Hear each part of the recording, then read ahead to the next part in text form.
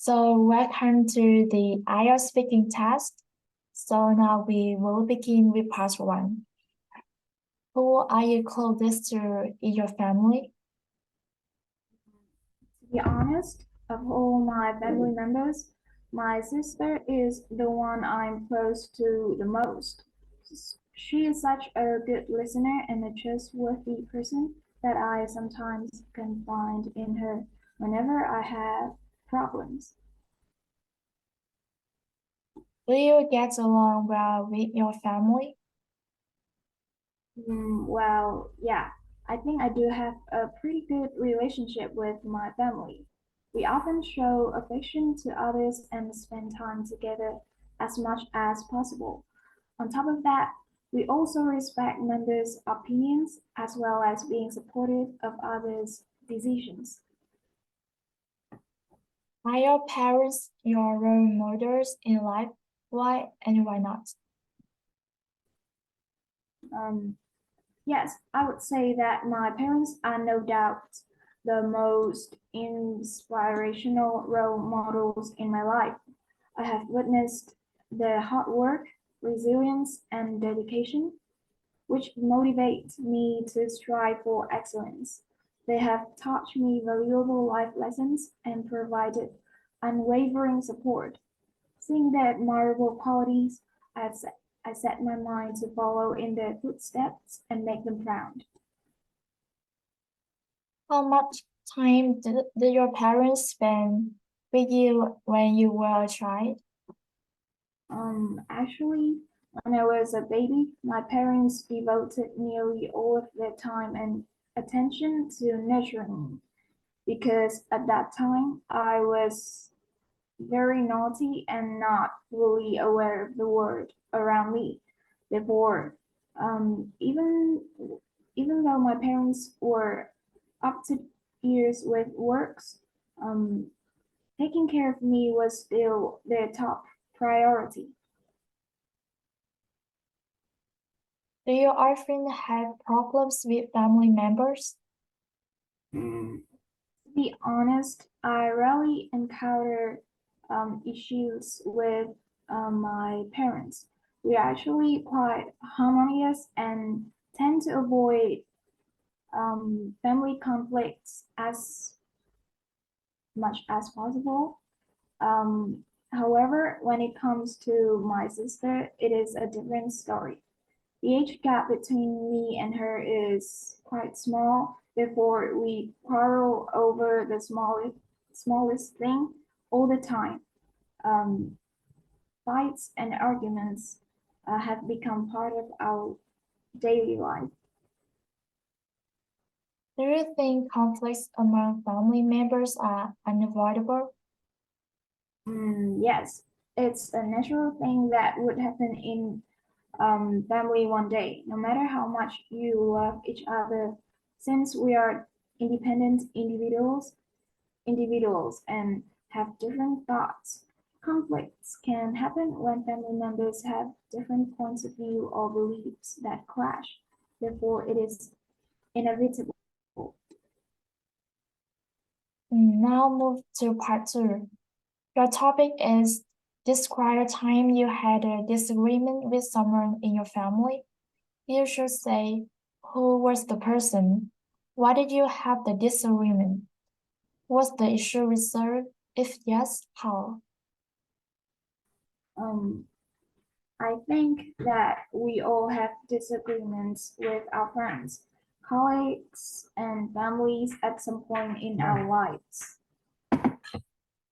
Oh, life over different issues.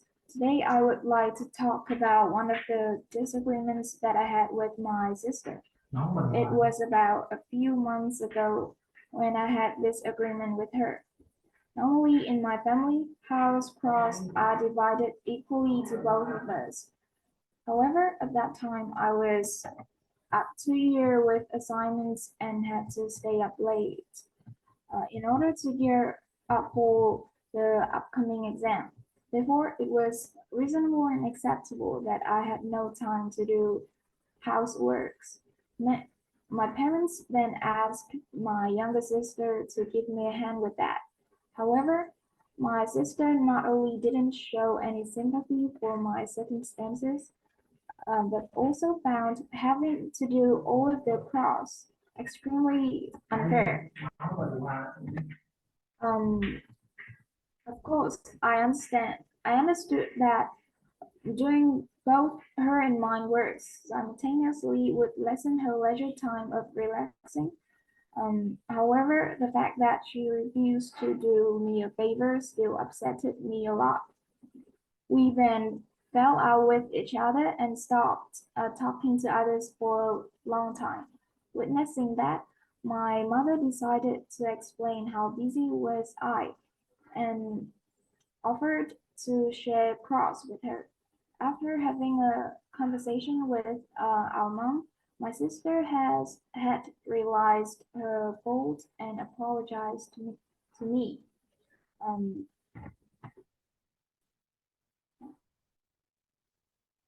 After all was said and done, though, um, after all, everything turned down okay, and after that disagreement, we get to know each other better. And now move to part 3. How important do you think spending time together is for the relationships between parents and children? Why? Um, from my perspective, spending time together is the key to strengthening family bond and should be a priority for families. When parents and children spend time together, they have the opportunity to connect, share experiences, and show affection. This can be beneficial to all family members, especially to children, as it keeps children from feeling left out and provide them with a sense of security. Do you think that today's modern lifestyle has pushed parents and grandparents further away from the younger generation? Although the modern lifestyle may have led to some generational disparities in viewpoints and beliefs, this does not necessarily mean that parents and grandparents are becoming more distant from the younger generation. No matter their age or location, it is now simpler for people to keep in touch and communicate with one another thanks to technology and social media. What responsibilities do parents have towards their children? Um, I think the first thing that a parent should be responsible for is feeding, clothing, and loving their children unconditionally. Aside from that, parents should pay enough attention to children's feelings and interests by keep up to date with recent trends. This can enable them to get to know their children better and orient them towards the right things. Besides, parents should also be the role models of positive qualities and values for children to look up to. What can old people teach young people? To my mind, old people can teach the young lots of things, starting from different necessary skills to attitude to themselves, people around them in life. But I guess that the most important lessons they can teach young people are to stay positive in any situation and remember that there is always a way to make a difference and change a life. To never let the learning stop, to appreciate blessings in life, to be grateful for what they have, to take care of health, and of course, to value their bonds and people they included in their life. That is the end of the IELTS speaking test. Welcome to the IELTS speaking test. Now let's start with part one. Who are you closest to in your family? Well, I would say that I am closest to my mom. Frankly speaking, she is the most affectionate person I have ever known. She really gets me and is patient enough to listen to what I want to say. So I often turn to her for study advice when I'm struggling with peer pressure. Additionally, I feel very comfortable sharing my thoughts with her and spending time doing stuff together. To me, my mother is a good role model for me to follow in many aspects of life. Do you get along well with your family? Absolutely, yes. Love is the element that establishes a very close bond among us. My family members always take care of me and stand by me in ups and downs and are ready to give me sound advice.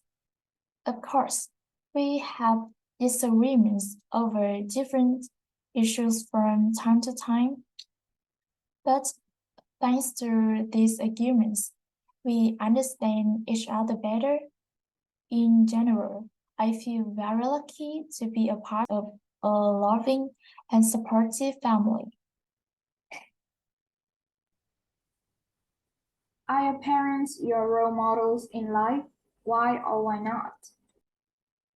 Yes, I would certainly say that my parents are the best role models in my life because I have seen how they have built a happy family and brought me up. My parents have been truly inspirational with their hard work and discipline, not to mention their unconditional love and dedication for me, like they try their best to provide me with the greatest comforts in the world. How much time did your parents spend with you when you were a child? Um, I would say that my parents used to spend a significant amount of time outside of the home because of their work. So yeah, they had a little time to look after me. However, they always strive for a balance between their job and family. Like whenever they have free time or on the weekend, they often try to make time for me and bring me to shopping malls. Do you often have problems with family members? Definitely, yes. We often have different opinions about some daily issues, mainly because of the generation gap between parents and children like me. Additionally, my parents are very conservative and not always listening to me. Meanwhile, I appreciate the sense of freedom and I don't like being told what to do every time. That's the reason why we are not usually in harmony. Do you think conflicts among family members are unavoidable? Yes, family conflicts are inevitable because we might have different views or beliefs related to several issues. However, I think it is also an indispensable part that helps us understand each other better as well as enhance family relationships. Okay, now let's turn to part two. Um, and your topic will be describe a time you had a disagreement with someone in your family. You should you should say who was the person, why did you have the disagreement, and was the issue resolved? If yes, how? There are many disagreements in our lives, but the first one that comes to my mind is a conflict with my mom. It was about 2 years ago when I was a ninth grader. At that time, I was studying diligently to gain admission to local high school for gifted students. And the reason why conflict occurred between me and my mom was that I tended to choose English as my specialization, but my mother disagreed. She believed that English was just a language to communicate and it couldn't help me land a well-paid job in the future. No matter how hard I tried to express my actual feelings, she simply did not comprehend or empathize with me. The conversation quickly turned heated, and we both became defensive and argumentative. We exchanged some hurtful words, and the disagreement escalated to the point where we were not speaking to each other for 1 month. And then I told the story to my English teacher, and after that, she tried to share with my mom about my option to convince her. In the blink of an eye, my mom willingly agreed and she endeavored to take care of me during the exam preparation period. Unfortunately, I succeeded in winning a place at local high school for gifted students. I couldn't have been happier to hear my name announced on the admission notice, mixed together with the cheering voices of my family and friends. And my mom just couldn't keep the smile off her face. Although the disagreement strained our relationship for a while, we eventually understood each other better. And I feel very lucky to have a loving and supporting mom like her. Now let's turn to part three. How much time do parents spend with their children in your country? Do you think that is enough? As far as I'm concerned, in this today's society, parents in my country are allotting little time to taking care of their children. This mainly stems from the fact that both the parents are busy working outside of their homes. Besides, children aren't so snowed under with their studies and other activities. As a result, it is becoming even more difficult for the parents to spend enough quality time with their children.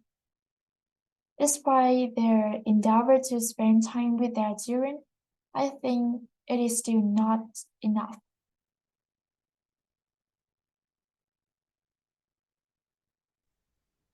Have relationships between parents and children changed in recent years?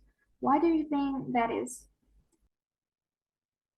Yes, I would say that the relationships between parents and children have changed in recent years to a great extent. The most outstanding one may be that some parents work too much and spend too little time with their kids, which can create a gap between kids and parents. Adults are under tremendous pressure to earn money for life demands such as food, clothes, or electricity bill. So it is very challenging for them to balance between jobs and family. Besides, children today have the freedom to express their views, unlike in the past. The kids tended to listen to their parents' opinions, and I think that this act may lead to some conflicts between family members. However, it is also a way to help them understand each other better and maintain a healthy relationship.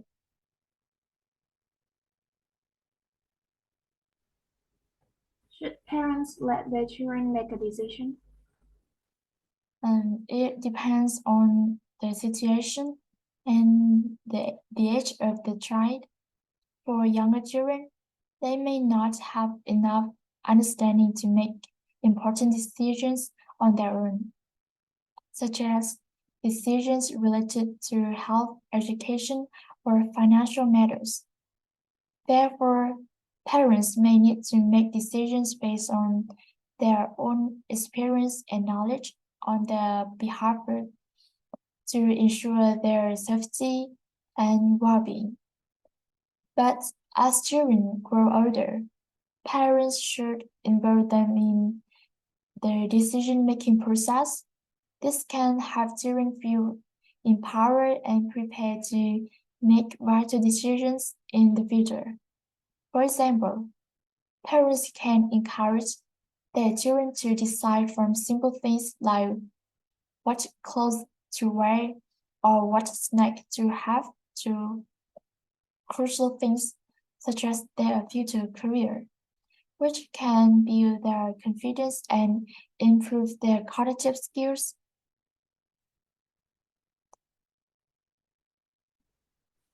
Do you think old people and young people can share interests? Well, it really depends on each person's personality and hobbies. For example, many young and older people like to play the same sports, such as badminton or volleyball, to keep fit and lead a healthy life. But when it comes to something like technology, young people have a deeper understanding of modern devices than older people, which can give rise to a difficulty in exchanging a wealth of information related to global trends and other issues. Is it easy for young people and old people to make friends with each other? And while making friends with older people can be challenging mainly because of their generation gap, people from different age groups may have different life experiences, which can result in misunderstandings or differences in values and beliefs. One good example of this is musical taste.